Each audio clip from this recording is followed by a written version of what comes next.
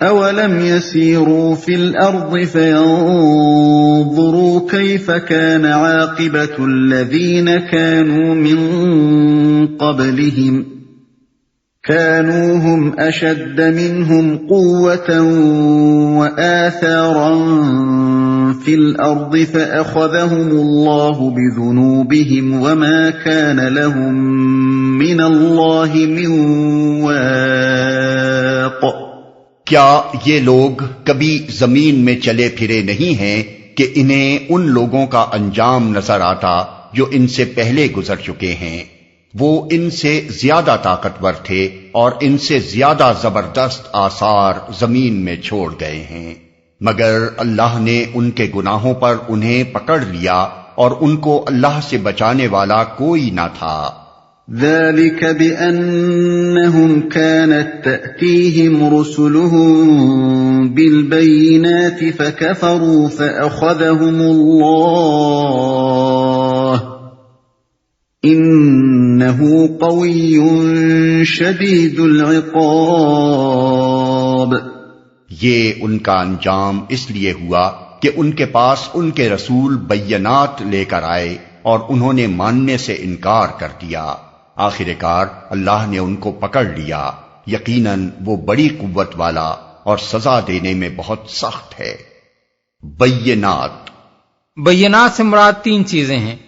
ایک، ایسی نمایاں علامات اور نشانیاں جو ان کے مامور من اللہ ہونے پر شاہد تھیں۔ دوسرے، ایسی روشن دلیلیں جو ان کی پیش کردہ تعلیم کے حق ہونے کا ثبوت دے رہی تھیں۔ تیسرے، زندگی کے مسائل و معاملات کے متعلق ایسی واضح ہدایات جنہیں دیکھ کر ہر معقول آدمی یہ جان سکتا تھا کہ ایسی پاکیزہ تعلیم کوئی جھوٹا خود غرض آدمی نہیں دے سکتا۔ وَلَقَدْ أَرْسَلْنَا مُوسَى بِآيَاتِنَا وَسُلْطَانٍ مُبِينٍ إِلَى فِرْعَوْنَ وَهَامَانَ وَقَارُونَ فَقَالُوا سَاحِرٌ كَذَّابٌ۔ ہم نے موسیٰ کو فرعون اور حامان اور قارون کی طرف اپنی نشانیوں اور نمایاں سند ماموریت کے ساتھ بھیجا، مگر انہوں نے کہا ساحر ہے، کذاب ہے۔ حامان کے متعلق مخالفین کے اعتراضات کا جواب اس سے پہلے سورہ قصص کے حواشی میں دیا جا چکا ہے۔ سند ماموریت یعنی ایسی صریح علامات کے ساتھ جن سے یہ امر مشتبہ نہیں رہ جاتا تھا کہ وہ اللہ کی طرف سے بھیجے گئے ہیں اور ان کی پشت پر اللہ رب العالمین کی طاقت ہے۔ قرآن مجید میں حضرت موسیٰ کے قصے کی جو تفصیلات بیان کی گئی ہیں ان پر ایک غائر نگاہ ڈالنے سے صاف معلوم ہو جاتا ہے کہ یہ کون سی علامات تھیں جن کو یہاں ان کے مامور من اللہ ہونے کی کھلی صنعت قرار دیا جا رہا ہے۔ اول تو یہی ایک عجیب بات تھی کہ جو شخص چند سال پہلے فرعون کی قوم کے ایک آدمی کو قتل کر کے ملک سے فرار ہو گیا تھا اور جس کے وارنٹ نکلے ہوئے تھے، وہ اچانک ایک لاٹھی لیے ہوئے سیدھا فرعون کے بھرے دربار میں درانہ چلا آتا ہے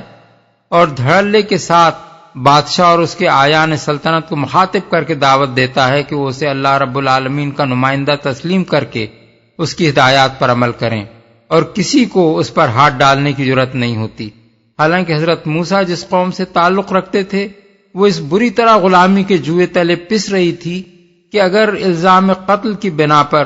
ان کو فوراً گرفتار کر لیا جاتا تو اس بات کا کوئی اندیشہ نہ تھا کہ ان کی قوم بغاوت درکنار احتجاج ہی کے لیے زبان کھول سکے گی۔ اس سے صاف معلوم ہوتا ہے کہ عصا اور ید بیضا کے معجزے دیکھنے سے بھی پہلے فرعون اور اس کے اہل دربار محض حضرت موسیٰ کی آمد ہی سے مروب ہو چکے تھے، اور پہلی نظر ہی میں انہیں محسوس ہو گیا تھا کہ یہ شخص کسی اور ہی طاقت کے بل بوتے پر آیا ہے۔ پھر جو عظیم الشان معجزے پے در پے ان کے ہاتھ سے صادر ہوئے ان میں سے ہر ایک یہ یقین دلانے کے لیے کافی تھا کہ یہ جادو کا نہیں خدائی طاقت ہی کا کرشمہ ہے۔ آخر کس جادو کے زور سے ایک لاٹھی فی الواقع اژدہا بن سکتی ہے، یا ایک پورے ملک میں قحط پڑ سکتا ہے، یا لاکھوں مربع میل کے علاقے میں ایک نوٹس پر طرح طرح کے طوفان آ سکتے ہیں اور ایک نوٹس پر وہ ختم ہو سکتے ہیں۔ یہی وجہ ہے کہ قرآن مجید کے بیان کے مطابق فرعون اور اس کی سلطنت کے تمام ذمہ دار لوگ زبان سے چاہے انکار کرتے رہے ہوں مگر دل ان کے پوری طرح جان چکے تھے کہ حضرت موسیٰ فی الواقع اللہ تعالیٰ کی طرف سے مامور ہوئے ہیں۔ فَلَمَّا جَاءَهُم بِالْحَقِّ مِنْ عِندِنَا قَالُوا اقْتُلُوا أَبْنَاءَ الَّذِينَ آمَنُوا مَعَهُ وَاسْتَحْيُوا نِسَاءَهُمْ وَمَا كَيْدُ الْكَافِرِينَ إِلَّا فِي ضَلَالٍ۔ پھر جب وہ ہماری طرف سے حق ان کے سامنے لے آیا تو انہوں نے کہا جو لوگ ایمان لا کر اس کے ساتھ شامل ہوئے ہیں ان سب کے لڑکوں کو قتل کرو اور لڑکیوں کو جیتا چھوڑ دو، مگر کافروں کی چال اکارت ہی گئی، حق ان کے سامنے لے آیا۔ یعنی جب پے در پے معجزات اور نشانیاں دکھا کر حضرت موسیٰ نے یہ بات ان پر پوری طرح ثابت کر دی کہ وہ اللہ کے بھیجے ہوئے رسول ہیں اور مضبوط دلائل سے اپنا برسر حق ہونا پوری طرح واضح کر دیا۔ اور لڑکیوں کو جیتا چھوڑ دو۔ سورہ اعراف آیت 127 میں یہ بات گزر چکی ہے کہ فرعون کے درباریوں نے اس سے کہا تھا کہ آخر موسیٰ کو یہ کھلی چھٹی کب تک دی جائے گی، اور اس نے کہا تھا کہ میں عنقریب بنی اسرائیل کے لڑکوں کو قتل کرنے اور لڑکیوں کو جیتا چھوڑ دینے کا حکم دینے والا ہوں۔ اب یہ آیت بتاتی ہے کہ فرعون کے ہاں سے آخر کار یہ حکم جاری کر دیا گیا۔ اس سے مقصود یہ تھا کہ حضرت موسیٰ کے حامیوں اور پیرووں کو اتنا خوفزدہ کر دیا جائے کہ وہ ڈر کے مارے ان کا ساتھ چھوڑ دیں۔ کافروں کی چال اکارت ہی گئی۔ اصل الفاظ ہیں وَمَا كَيْدُ الْكَافِرِينَ إِلَّا فِي ضَلَالٍ۔ اس فقرے کا دوسرا مطلب یہ بھی ہو سکتا ہے کہ ان کافروں کی جو چال بھی تھی گمراہی اور ظلم و جور اور مخالفت حق ہی کی راہ میں تھی، یعنی حق واضح ہو جانے اور دلوں میں قائل ہو جانے کے باوجود وہ اپنی ضد میں بڑھتے ہی چلے گئے، اور صداقت کو نیچا دکھانے کے لیے انہوں نے کوئی ذلیل سے ذلیل تدبیر اختیار کرنے میں بھی باک نہ کیا۔ وَقَالَ فِرْعَوْنُ ذَرُونِي أَقْتُلْ مُوسَى وَلْيَدْعُ رَبَّهُ إِنِّي أَخَافُ أَن يُبَدِّلَ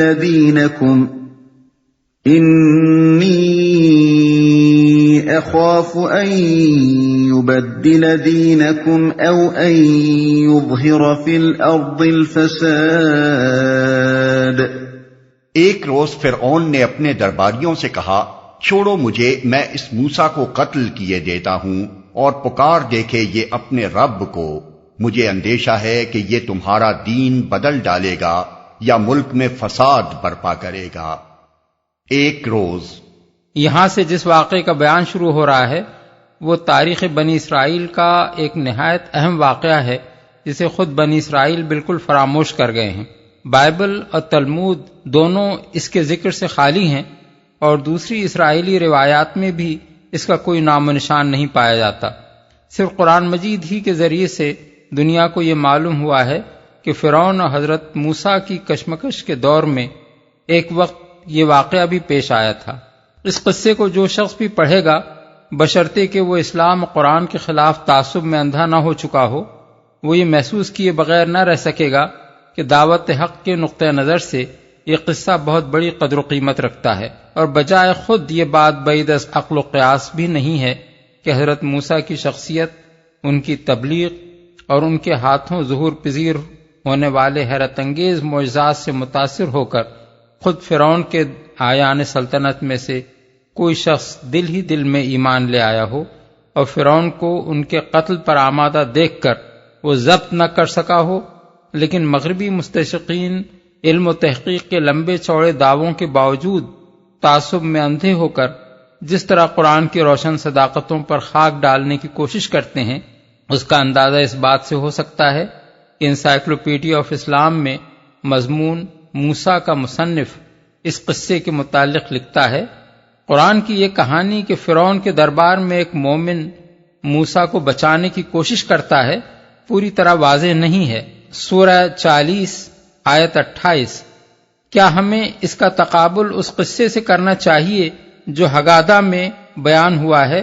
اور جس کا مضمون یہ ہے کہ یتھرو نے فرعون کے دربار میں عفو سے کام لینے کا مشورہ دیا تھا۔ گویا ان مدعیان تحقیق کے ہاں یہ بات تو طے شدہ ہے کہ قرآن کی ہر بات میں ضرور کیڑے ہی ڈالنے ہیں۔ اب اگر اس کے کسی بیان پر حرف زنی کی کوئی بنیاد نہیں ملتی تو کم از کم یہی شوشہ چھوڑ دیا جائے کہ یہ قصہ پوری طرح واضح نہیں ہے، اور چلتے چلتے یہ شک بھی پڑھنے والوں کے دل میں ڈال دیا جائے کہ ہگادہ میں یتھرو کا جو قصہ حضرت موسیٰ کی پیدائش سے پہلے کا بیان ہوا ہے وہ کہیں سے محمد صلی اللہ علیہ وسلم نے سن لیا ہوگا اور اسے لا کر یہاں اس شکل میں بیان کر دیا ہوگا۔ یہ ہے علمی تحقیق کا وہ انداز جو ان لوگوں نے اسلام اور قرآن اور محمد صلی اللہ علیہ وسلم کے معاملے میں اختیار کر رکھا ہے۔ قتل کیے دیتا ہوں۔ اس فقرے میں فرعون یہ تاثر دینے کی کوشش کرتا ہے کہ گویا کچھ لوگوں نے اسے روک رکھا ہے جن کی وجہ سے وہ حضرت موسیٰ کو قتل نہیں کر رہا ہے، ورنہ اگر وہ مانے نہ ہوتے تو وہ کبھی کا انہیں ہلاک کر چکا ہوتا۔ حالانکہ دراصل باہر کی کوئی طاقت اسے روکنے والی نہ تھی، اس کے اپنے دل کا خوف ہی اس کو اللہ کے رسول پر ہاتھ ڈالنے سے روکے ہوئے تھا۔ فساد برپا کرے گا، یعنی مجھے اس سے انقلاب کا خطرہ ہے، اور اگر یہ انقلاب برپا نہ بھی کر سکے تو کم از کم یہ خطرہ تو ہے ہی کہ اس کی کارروائیوں سے ملک میں فساد رونما ہوگا۔ لہذا بغیر اس کے کہ یہ کوئی مستلزم سزائے موت جرم کرے، محض تحفظ امن عام یعنی مینٹیننس آف پبلک آرڈر کی خاطر اسے قتل کر دینا چاہیے۔ رہی یہ بات کہ اس شخص کی ذات سے فی الواقع امن عام کو خطرہ ہے یا نہیں، تو اس کے لیے صرف ہز میجسٹی کا اطمینان کافی ہے۔ سرکار عالی اگر مطمئن ہے کہ یہ خطرناک آدمی ہے تو مان لیا جانا چاہیے کہ واقعی خطرناک اور گردن زدنی ہے۔ اس مقام پر دین بدل ڈالنے کا مطلب بھی اچھی طرح سمجھ لیجئے، جس کے اندیشے سے فرعون حضرت موسیٰ کو قتل کر دینا چاہتا تھا۔ یہاں دین سے مراد نظام حکومت ہے، اور فرعون کے قول کا مطلب یہ ہے کہ انی اخاف ان یغیر سلطانکم، روح المعانی جلد 24 صفحہ 56۔ بالفاظ دیگر فرعون اور اس کے خاندان کے اقتدار اعلیٰ کی بنیاد پر مذہب و سیاست، تمدن و معیشت کا جو نظام مصر میں چل رہا تھا وہ ملک کا دین تھا، اور فرعون کو حضرت موسیٰ کی دعوت سے اسی دین کے بدل جانے کا خطرہ تھا۔ لیکن ہر زمانے کے مکار حکمرانوں کی طرح اس نے بھی یہ نہیں کہا کہ مجھے اپنے ہاتھ سے اقتدار نکل جانے کا خوف ہے، اس لیے میں موسیٰ کو قتل کرنا چاہتا ہوں، بلکہ صورت معاملہ کو اس نے اس طرح پیش کیا کہ لوگوں، خطرہ مجھے نہیں تمہیں لاحق ہے، کیونکہ موسیٰ کی تحریک اگر کامیاب ہو گئی تو تمہارا دین بدل جائے گا۔ مجھے اپنی فکر نہیں ہے، میں تو تمہاری فکر میں گھلا جا رہا ہوں کہ میرے سائے اقتدار سے محروم ہو کر تمہارا کیا بنے گا۔ لہذا جس ظالم کے ہاتھوں یہ سایہ تمہارے سر سے اٹھ جانے کا اندیشہ ہے اسے قتل کر دینا چاہیے، کیونکہ وہ ملک اور قوم کا دشمن ہے۔ وقال موسى إني عذت بربي وربكم من كل متكبر لا يؤمن بيوم الحساب۔ موسیٰ نے کہا، میں نے تو ہر اس متکبر کے مقابلے میں جو یوم الحساب پر ایمان نہیں رکھتا اپنے رب اور تمہارے رب کی پناہ لے لی ہے۔ یہاں دو برابر کے احتمال ہیں جن میں سے کسی کو کسی پر ترجیح دینے کے لیے کوئی قرینہ موجود نہیں ہے۔ ایک احتمال یہ ہے کہ حضرت موسیٰ اس وقت دربار میں خود موجود ہوں اور فرعون نے ان کی موجودگی میں انہیں قتل کر دینے کا ارادہ ظاہر کیا ہو، اور حضرت نے اس کو اور اس کے درباریوں کو خطاب کر کے اسی وقت برملا یہ جواب دے دیا ہو۔ دوسرا احتمال یہ ہے کہ حضرت موسیٰ کی غیر موجودگی میں فرعون نے اپنی حکومت کے ذمہ دار لوگوں کی کسی مجلس میں یہ خیال ظاہر کیا ہو، اور اس گفتگو کی اطلاع آن جناب کو اہل ایمان میں سے کچھ لوگوں نے پہنچائی ہو، اور اسے سن کر آپ نے اپنے پیرووں کی مجلس میں یہ بات ارشاد فرمائی ہو۔ ان دونوں صورتوں میں سے جو صورت بھی ہو، حضرت موسیٰ کے الفاظ سے صاف ظاہر ہوتا ہے کہ فرعون کی دھمکی ان کے دل میں ذرہ برابر بھی خوف کی کوئی کیفیت پیدا نہ کر سکی، اور انہوں نے اللہ کے بھروسے پر اس کی دھمکی اسی کے منہ پر مار دی۔ اس واقعے کو جس موقع پر قرآن مجید میں بیان کیا گیا ہے، اس سے خود بخود یہ بات نکلتی ہے کہ محمد صلی اللہ علیہ وسلم کی طرف سے بھی یہی جواب ان سب ظالموں کو ہے جو یوم الحساب سے بے خوف ہو کر آپ کو قتل کر دینے کی سازشیں کر رہے ہیں۔